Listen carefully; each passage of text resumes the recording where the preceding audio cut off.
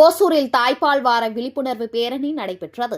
கிருஷ்ணகிரி மாவட்டம் ஓசூரில் தனியார் மருத்துவமனை சார்பில் தாய்ப்பாலின் அவசியம் குறித்து பொதுமக்களிடையே விழிப்புணர்வு ஏற்படுத்தும் விதமாக தாய்ப்பால் வாரம் கடைபிடித்து பேரணி நடைபெற்றது.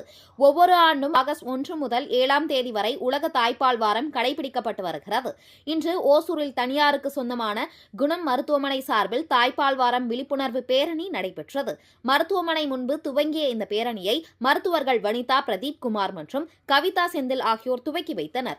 மருத்துவ பணியாளர்கள் மற்றும் மருத்துவமனை செவிலியர்கள் பலரும் கலந்து கொண்ட இந்த பேரணியில் தாய்ப்பாலின் அவசியம் குறித்து பொதுமக்களிடையே விழிப்புணர்வு ஏற்படுத்தும் வகையில் வாசகங்கள் அடங்கிய பதாதைகளை ஏந்தியவாறு செவிலியர்கள் ஓசூர் மாநகரில் முக்கிய சாலைகள் வழியே சென்றனர்.